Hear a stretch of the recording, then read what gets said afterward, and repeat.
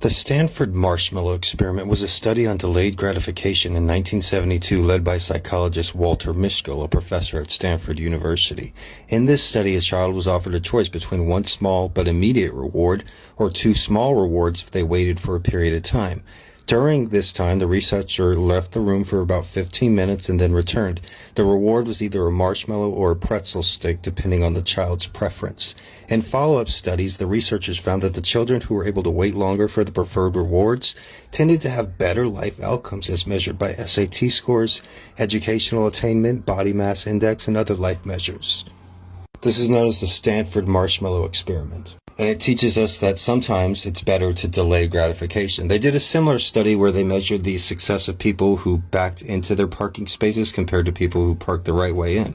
It takes a little longer to put the car in reverse than back into a parking spot, but that means when it's time to leave, you can just get in and go. They did a study and found that people that back into their parking spots are more successful than people who don't. Delayed gratification is not always possible, and I'll give you an example. I spent a good portion of my life working these day labor jobs that pay the same day. Even though it was backbreaking labor paid a minimum wage, if you were hungry that morning and you worked all day, at the end of the day, you'd have money for food. I remember many day labor jobs where I was doing the hardest work possible, and all day I'd be daydreaming about that cheeseburger I planned to buy or the 2 tacos I was going to get with my pay.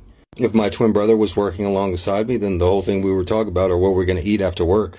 We usually smoke a couple cigarettes to wean any hunger pangs. I remember a couple times we didn't get our checks cashed fast enough and we had to wait until the next day. It's hard to delay gratification when you're hungry. We spent years working these day labor jobs just to have something to eat. It wasn't until our late 20s when the first time we signed up for food stamps, and even then it was only for 3 months. The only other assistance for anything I had the whole time I lived in Texas was financial aid for college. And I think like 80% of all college students receive some financial aid. We worked day labor because we were hungry. Any other job at a restaurant or telemarketing place would have been better, but you had to wait 2 weeks at least for your first check.